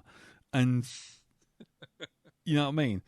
And but straight away that means you like the other. Even if you don't necessarily like the other guy, you feel more in tune with the other guy. And as soon as you get an empathy for him, you're on the roller coaster. Yeah. Even if it's the most ridiculous bloody subject ever, two guys trying to beat Donkey Kong. But it helps that Billy guy in King of Kong. So I'm just looking at it on the IMDb. He's got that mullet, and it just like, oh, okay, yeah, that's that. you're the evil guy, aren't you? Yeah, you are. Yeah, he is. What's it? Ben Stiller in Dodgeball. You know what I mean? And that's the thing. If you had something like that, some kind of tension in the characters between each other in Mascots, you'd be halfway there straight away. Even if you just, even if you got people sabotaging each other's costumes, or nobody plays with anyone who's got an octopus costume knows that the guide wire that holds 4 of the arms up, you should never cut that. It's got high tension. Someone did it back in '65 and nearly took his own knees off. You know what I mean? And then you just cut to someone cutting the rope on the guy, or piss poor tying it together, and then out goes Ollie the octopus, and then you hear twang. Oh! Costume malfunction. Look away, children! Look away! You know what I mean? It's straight away. You just build that kind of shit in there, and you've sorted half your problem straight away. Mm-hmm. So there we go. That's the one for the cosplaying. Fly on the wall. That one. Yeah. Okay. Right. We'll get that made then, I think. I think so. Yeah. I mean, why not? If Netflix are listening to us, do give us a call. Feedback at blackdogpodcast.com. We'll go round. We'll film all the cosplayers, and we'll find some murder mystery and stick it right in the middle of them. Yeah. You've got to be careful with your tools, man. Yeah. Don't you remember Fred? Oh, yeah, Fred, that man who forgot he'd left his hot glue gun in his trousers when he put that stormtrooper costume on. Yeah, and then you can see him dancing. You see him dancing around in a stormtrooper costume, and everyone going, "That looks just like that Britain's Got Talent team that won." Do you think he's famous? And the bloke's dancing around going, "Oh!" You could interview the medic that goes around and fixes other people's costumes as well. Yeah, exactly. Yeah, you never. I've been doing this for 10 years, and nobody gives a shit about me. They think I'm doing it for love, but really I'm trying to feed the kids. And Exactly. Well, you'd have that. What's that comedian? The sort of quite large built guy with the beard. He was in Tropic Thunder as the sound guy. Oh God. Okay, man. You'd have him as the costume repairer, and he'd be like, "Man, I've seen it all." Yeah, exactly. Yeah, you don't know. You Jack don't know. Black. No. Sorry. He's not a particularly. Personally, I don't find him that funny, but I think he'd be perfect for that. That one role of the sort of like the. Because I've seen him as a roadie in something. I can't remember what, but he was good as that. Yeah. And I think as the costume repairer, the mobile costume repair guy, he would be, Yeah, Danny McBride. Danny McBride. I think he would be like the sort of like the jaded ex-cosplayer. Yeah. Man, you think Velcro. You think Velcro is safe. Yeah. But it's not. It's not. Just I've starts seen crying. things that you guys wouldn't believe. Yeah. Until you see a man take his hand off, with a foam rubber sword. You haven't been in cosplay, man. I mean, yeah. People, everyone thinks, everyone thinks it's fun and games until that yoga mat springs loose. You know what I mean? Straight away, it's just, it feels like it's a no-brainer, and just 5 minutes of working through some sort of basic plot line other than just there's a competition. I think you would have solved a lot of problems. I think the film would have solved a lot of problems. I mean, Spinal Tap was all about getting back on the road, and the conflicts that come from that. There was loads. The mockumentaries that work have conflict at their heart. And I think that's kind of, for me, that's the kind of key. But being funny is obviously fucking important as well, which this was not, in my opinion. Well, there you go. We've made it, ladies and gentlemen. We've done it. We're at 3, 2, 1, 60 minutes. We've done 60 minutes on the review of this fucking film.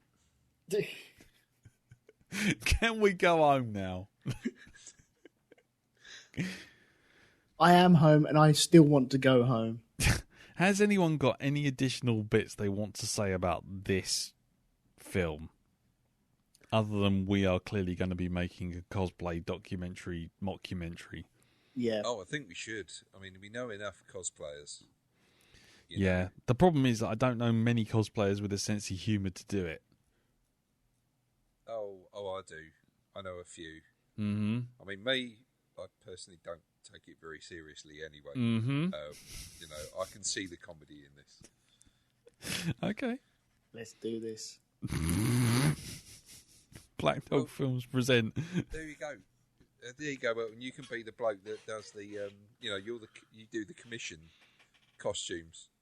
Yeah, I had, I had a bloke who wanted me to make Darth Vader's cock out of Warbler and a couple of egg boxes. I said, "Are you kidding?" And he's like, "No, I'm being deadly serious." Mm. Yeah. So I made it for him. I made a shit ton of cash. I'm not ashamed. Yeah. Hello, my name is Brian, and my dedication to the cosplay is such that I have had a fiberglass robot hand printed, and next week I will be going into surgery to have my hand removed. I think I know what gets your goat, Darren. What's that? Is it the people that are... do I say this? It's what I would class as rivet counters. It might be. It's the people that that just don't get it, right? Who think that it's all about looking, who is the best. It's those sort of people. Mm. You see, it's the people that have got nothing else, and this is all they've got, and they take it out on every other individual that wants to cosplay. So it could be that some bloke, some kid turns up a convention with his Boba Fett costume that he's made out of fucking cardboard boxes. Right, he's put the effort in. Right, it's not a top of the line costume, but he's made the effort. And it's the people who ride on those sort of people who can't afford much, but have made the effort anyway. But they take it so seriously that they look upon them as a lesser individual. That is the kind of cosplayer I can't fucking stand. There will as be, far as I'm concerned, lampoon the shit out of those people. Yeah. There will be a character where they just wear the boxes that aren't painted as well. Yeah, I've seen that. Do you know what? I saw a bloke once. I went to, and I almost got down on my knees and fucking did the "I am not worthy" to this bloke. He turned up, right, as a stormtrooper, but he turned up as a stormtrooper made out of cardboard boxes. Yeah. I'm not saying he broke the boxes down. He actually carved out his shoulders and everything into the boxes so he could fit the boxes as boxes. Mm-hmm. And he looked absolutely brilliant. It was just such a clever, inventive costume. I turn up as an Amazon delivery. There you go. Parcel for George. Parcel for George. No, just running up and down the hall saying that. No, I just get someone in a van to just pull up and throw me outside the front of the convention hall and just fuck off. Oh no, that's Snake. That is Solid Snake, isn't it? In an orange box. Yeah, with a little exclamation mark above my head going. Oh. Anyway, so any last thoughts on this film, Mascots? Nope. Just in case you've forgotten what it was. No. I wish I'd liked it more, but it was terrible, so I couldn't. Okay, brilliant. Job's a good one. Right, okay, well then it's time to wrap this up. If anyone's got any thoughts on this film other than and would like to send them in for next week, then do send them in to feedback@blackdogpodcast.com, or put them underneath the Facebook group post for this episode, which is going to be on facebook.com/groups/the Black Dog Podcast. Or if you really do like talking to the undead, send us a message via Twitter, which is @BlackDogPodcast. Yeah, and that's that. So now it's time to wrap it up and tell you what next week's film is. Next week's film is mine. And I was 50-50 as to whether or not I'd do this film this week. Because I said it last week and I thought, oh, everyone's just going to roll their eyes, whatever. And after watching this bloody film, I thought, fuck it, I'm just going to indulge. Bollocks to it. Because one of the whole points of this coming back, this podcast, was to do films which were interesting and fun and not necessarily fun, but just more discussion worthy than just going, yep, liked it. And really? Oh shit. Okay. Yeah. Right. Sorry. I just thought we'd just restate this. Strikes Carry On Camping off of list of films to watch. Oh, no, I don't know. If it's fun, we can watch it. But, if you want to watch Carry On Camping, Seed. I think we'd probably be watching it mostly through, hands over the eyes. Yeah. Crossed fingers. Anyway. So after Mascots, I thought, you know what, fuck it, I'm going to do this film. So, on Amazon Prime, ladies and gentlemen, is Blade Runner 2049. There you go. Mic drop. Boom. Darren, have you seen this? Yes, I have. Okay. Yes, I have. And I'm going to have to watch 2 films this week. Why is that? I think I want to introduce Ree to it. She's never seen it. But she's never seen the original Blade Runner. Okay. Let me warn you right now. I tried that with Carol and Katie a few months back, and the general befuddlement look is kind of what you should be getting used to with that one. Okay. Yeah. Elton, have you seen this film? No, I haven't. Have you seen Blade Runner? I have, yes. Cool. Then in which case, we know where we stand. Are you looking forward to seeing this, or do you wish you'd seen this at the cinema? I am looking forward to this. I was looking forward to Blade Runner. As you know, I couldn't really get my head around it. It just wasn't for me. I could appreciate it and understand why people love it. It just wasn't for me. I'm hoping something might click with this. And all of a sudden I'll be like, oh, must go back and watch the original. And it all works for me now. So I'm hoping this might be like my gateway. Cool. Okay, well, we shall see. I won't ask Jim. He's not here. So, that's that. So, next week, Blade Runner 2049. It's available on Amazon Prime at the moment. In some territories, it's available on Netflix, but mainly Amazon Prime. And if you got any feedback for that, send it into feedback@BlackDogPodcast or on the Facebook group as well. Right, so before we go, let's wrap things up and find out what's going on outside of Black Dog Land. Jim's obviously incapacitated, so please just go over to hypnagoria.com to find out what's been going on in his realm, because I haven't checked this morning, and I was hoping he'd tell me what was going on. So, but he's not. So we just wish him all the best. But Elton, what about you, sir? What's happening in the world of Shonky Lab? Nothing recorded this week. I've run out of room on Libsyn already. Really? Yeah. Bloody hell. Yeah. Which is a perfectly good time to remind everyone that you have a Patreon. No, yes? don't do that. No. I'm not fishing for that. No, so we're not going to go down that route. But yeah, I will be doing some more Shonky Labs very soon.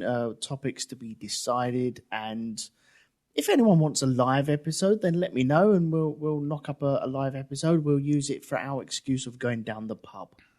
Yes. Instead of going out, we'll stay in and do a live Shonky Lab. So if you fancy that, let us know. Yes.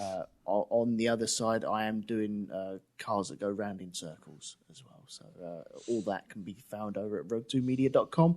And I dropped another episode of me making a model.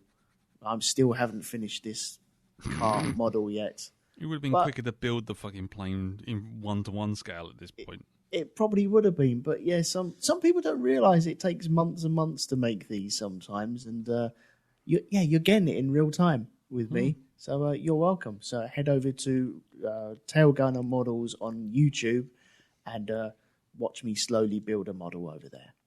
Brilliant. Darren, Yes. are you doing anything at the moment outside of Black Dog Land? No, not at the minute. It's Okay. been fairly dry on the old podcast front. Okie dokie.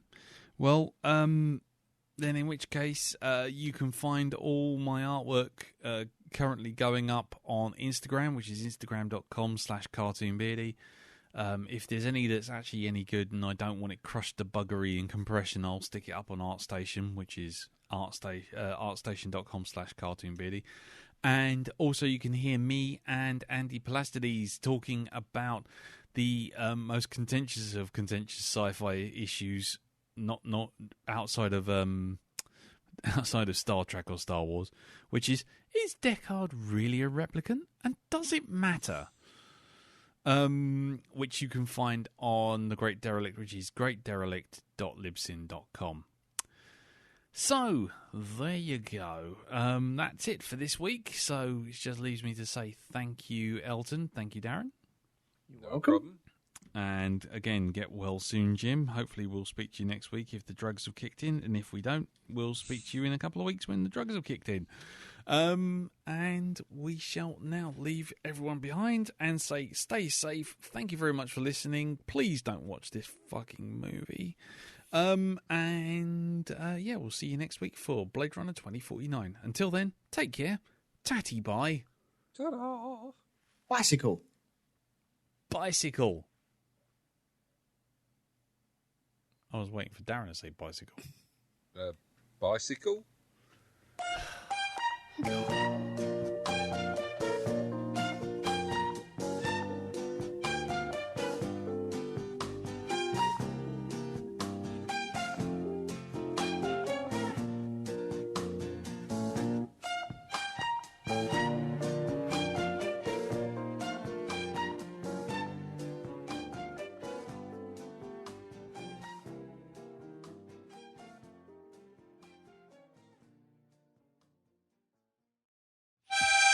Oh, bollocks to it.